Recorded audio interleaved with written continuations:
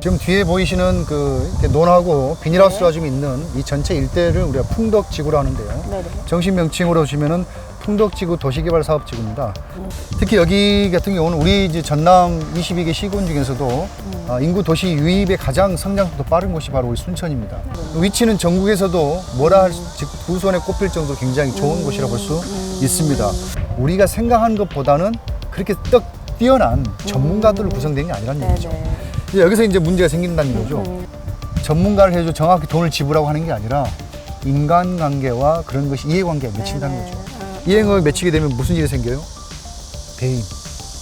이러한 배를 잘 끌고 갈 수 있는 선장이 강한 신뢰를 가지고 밀어줄 수 있는 이런 팀워크가 안 된다면 여러 가지 변수는 있을 수 있고 거기다가 아파트 경기가 영향을 맞으면 역시 조금 어려움을 갈 수 있고 내가 100평을 사서 100평을 그대로 가져가는 게 아니고 그중에 일부만 가져온다는 사실.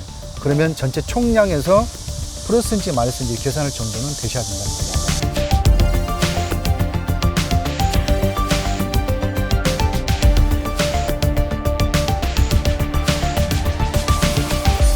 오늘은 많은 분들이 관심을 가지고 있는 풍덕지구에 나와봤습니다. 교수님, 선화지구만큼이나 많은 분들이 풍덕지구에 상당한 관심을 보이고 있어요. 네네. 그 도시개발 사업이 진행 중으로 알고 있는데 네. 어떠한 계획을 가지고 지금 사업 진행 중인 건가요? 네. 지금 뒤에 보이시는 그 이렇게 논하고 비닐하우스가 좀 있는 이 전체 일대를 우리가 풍덕지구로 하는데요. 네네. 정식 명칭으로 보시면은 풍덕지구 도시개발사업지구입니다. 여기는 저기 풍덕동 327-1번지 1원이고 면적은 16만 8천 평, 약 그 축구장 한 256개 정도 되는 분량이고요. 네네. 총 수용 인구는 6,800명 정도로서 2,800세대 이걸 예상하고 있습니다. 네네. 사업 기간은 이제 실시계획 인가를 받게 되면 이제 그 네네. 뒤로부터 환지 처분 받을 때까지만 도시개발 사업이 되고요. 네네. 그 이후부터는 이제 일반적인 분양이 이루어집니다.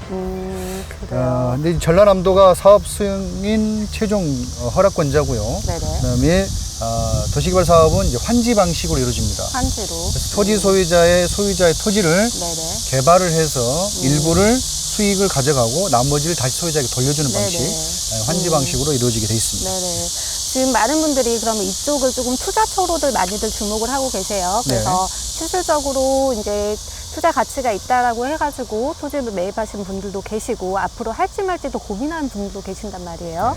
그분들을 위해서 왜 이쪽이 이렇게 관심이 많은지 한번 설명해 줄 수 있을까요? 글쎄 이제 뭐 무조건 긍정적인 측면만 있는 건 아니지만 네네. 어쨌든 뭐 우리 개발 호재는 이미 정해져 있는 것이고 네네. 다만 사업의 그 성공 테이프가 언제 끊어지냐 이 그쵸? 차이겠죠. 특히 여기 같은 경우는 우리 이제 전남 22개 시군 중에서도 인구 도시 유입의 가장 성장속도 빠른 곳이 바로 우리 순천입니다. 네네. 그렇죠. 예. 그래서 이제 순천에서 또 대규모 주택 단지가 여러 가지 조성 중인데 그중 하나가 바로 이런 풍덕지구가 되겠고요. 저기 건너편 쪽으로는 그 국가정원이 있겠고요. 네. 옆에 쪽으로는 자벌드가 있고 그다음 이 그 풍덕지구 저 뒤에 보이는 저 대주 아파트 쪽이 네네. 연양 3지구가 연양 되고요. 3지구죠. 네네. 요 강 건너는 바로 오천지구가 됩니다. 네, 그렇죠. 그러니까 정확하게 보면은 그 문화, 생태, 교육 이런 인프라의 가운데 끼어 있고 뒤에 이제 그 풍덕 즉 순천역으로 가는 곳에 있기 때문에 네네. 어떻게 보면 순천의 좀 중앙 중심에 있는 또 다른 또 핫 이슈가 될 수밖에 없는 위치적인 특색. 그러겠네요. 위치는 전국에서도 뭐라 할 즉 두 손에 꼽힐 정도로 굉장히 좋은 곳이라 볼 수 있습니다. 자, 그리고 토지 소유자가 한 400명쯤 되는데요. 네네. 이제 뭐 개인들이 자기가 집을 짓다든지 또 자기가 상가를 질 수 있잖아요. 네네. 근데 이것을 우리가 보통 난개발이라고 합니다. 네네. 논이 두 개가 사이에 있는데 이 사이를 빼고 그쵸. 자기들만 막 사는 네네. 거죠. 그래서 이런 난개발을 막기 위해서 소유자들이 합쳐서 어떻게 하면 될 것이냐 이것을 개발 사업을 하자. 이제 같은 공동 운명체로 가자는 얘기죠. 그래서 20년 전부터 민간 도시개발 사업을 해야 되겠다라고 그때부터 추진한 겁니다. 이 역사가 굉장히 깊죠. 그러겠네요. 그래서 그럼 이제 현재 네. 개발 진행 사항은 어느 정도까지 진행이 됐나요? 이제 뭐 한 3,000 세대 정도가 네네. 이렇게 전체 한 번에 움직일 수 있는 그런 소형 단지를 지금 계획하고 있는데요. 이제 모든 것은 이제 뒤에서 다시 설명드리겠지만 생각보다 이렇게 좀 절차나 이런 것이 좀 복잡하죠. 그렇죠. 네네. 행정적인 부분부터 해서 또 금융도 일으켜야 되고 건설사 조인부터 해서 굉장히 많은 일인데 지금 요 현재 단계는 도시개발 사업 실시계획 인가를 신청한 상태입니다. 네네. 실시계획은 뭐냐면 이제 그 계획을 만들었을 거 아니라고요. 여기는 상업지역 주거죠. 네네, 이대로 해도 그렇죠. 좋겠냐라는 것을 허락을 구하는 거고 오케이라고 예스 해주는 것을 실시계획 인가라고 합니다. 네네. 이 실시계획 인가가 떨어지게 되면 이제 이후부터 실질적인 사업 착공이 이루어질 수 있게 되겠습니다. 근데 이제 뭐 언제 떨어질지는 알 수가 없는 거고 왜냐하면 그러겠네요. 그런 그 계획 신청을 한다 하더라도 변경 또는 또 수정을 해야 되는 그런 상황이 생길 수 있기 때문에 그렇죠. 네. 지금 뭐 카더라 뉴스로 보면은 뭐 올해 이쪽에 있는 어떤 아파트가 분양을 한다더라, 뭐 내년에 한다더라 이런 말들이 되게 많아요. 근데 네. 그거는 말 그대로 카더라 뉴스겠네요. 그렇죠. 아직 여기 뭐 확정적으로 그 네. 시공사가 결정된 것은 없고요. 네네. 네. 아직 가야 될 길이 많기 때문에. 그래요. 그러면은 이런 민간 도시 개발 사업이 네. 이렇게 진행을 하다 보면은 저희가 이제 좀 주의해야 될 어떤 문제점이 있을까요? 우리 이제 순천에서 보면 네네. 이곳뿐만 아니라 네네. 지금 뭐 선월지구, 네네. 그렇죠?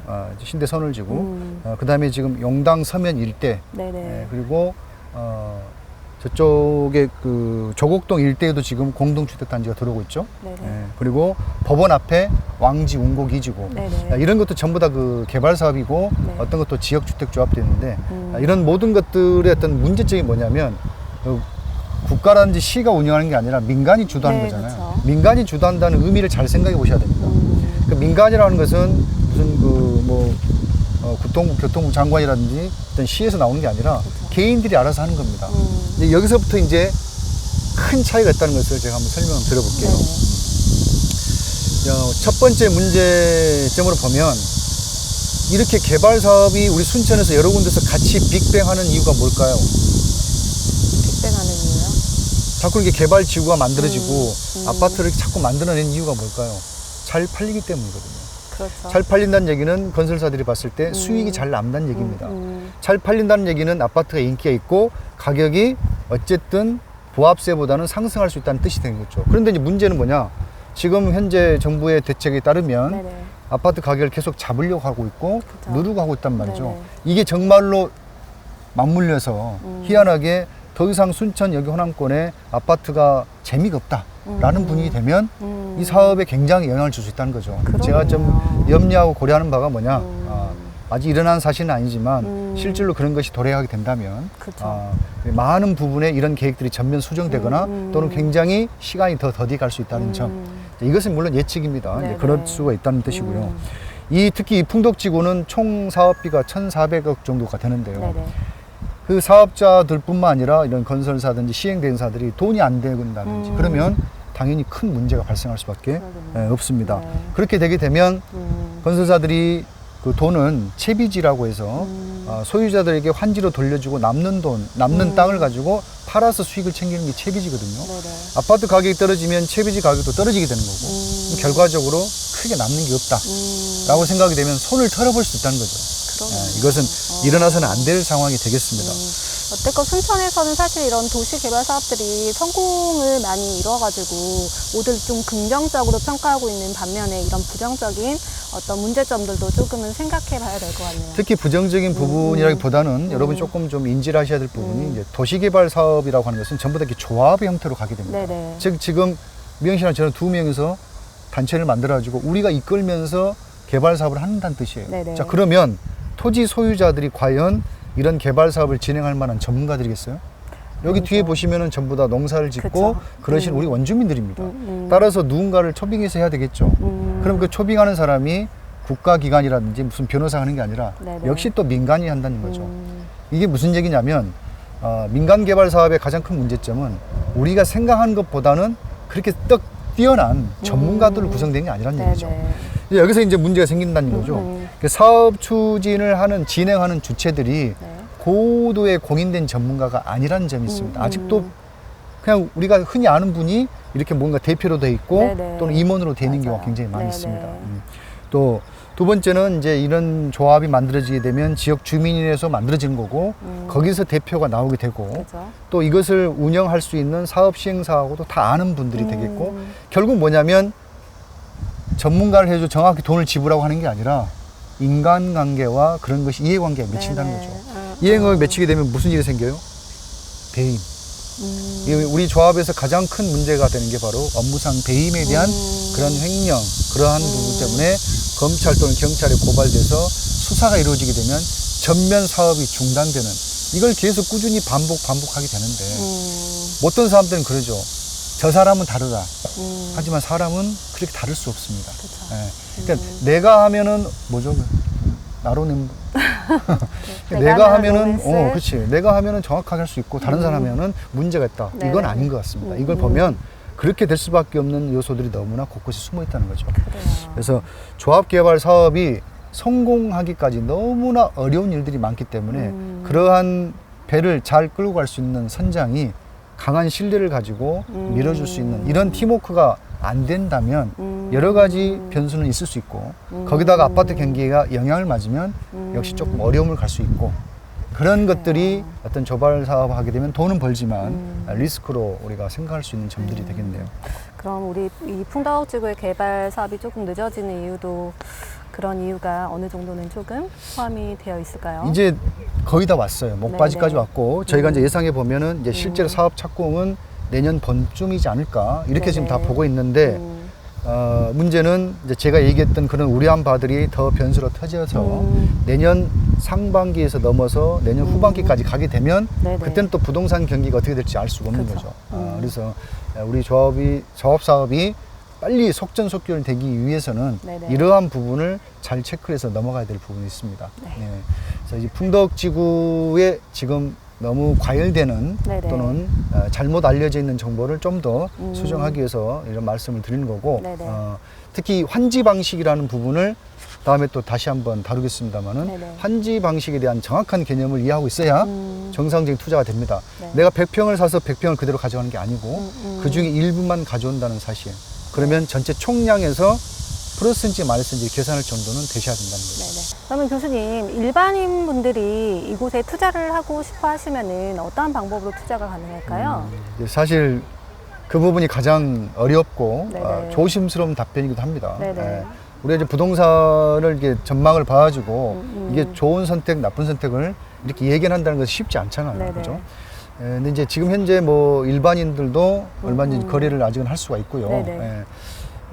그리고 뭐 이미 이제 정해져 있는 도시계획 그 계획 예정도에 보면은 상업지역이 있고 주거지역이 있고 이렇게 나눠져 있잖아요. 있어요. 네네. 이제 그런 것들을 보고 브리핑을 설명받고 네네. 하시게 되는데 문제는 뭐냐면 이게 잘만 성공이 되면 분명히 2배 이상의 수익이 나올 수 있는 것들은 많이 있습니다. 네네. 근데 이제 문제는 뭐냐고 아까도 얘기했듯이 이런 개발 사업에 어떤 난항이 생기게 되면 계속 돈이 묶이게 되고 추가 분담금이라는 즉 비용을 같이 부담해야 되는 상황이 생길 수도 있으며 또 사업이 완전히 끊어지면 또 다른 사람이 들어와서 사업을 진행해야 되는 여러 가지 변수가 있기 때문에 네네. 충분히 조급함을 가지지 않고 이런 부분을 같이 이렇게 이행할 수 있는 그다음에 그 시행하는 대표나 이런 분들을 신뢰하고 갈 수 있을 만한 그런 마음가짐이 있으면 네. 위치를 잘 파악해가지고 네네. 하시면 좋을 것 같은데 이게 가격이 뭐 상업지역 예정으로 되는 곳이 뭐 평당 200만 원에서 뭐 300만 원 사이라고 하는데 이게 뭐 적정하냐 이런 부분은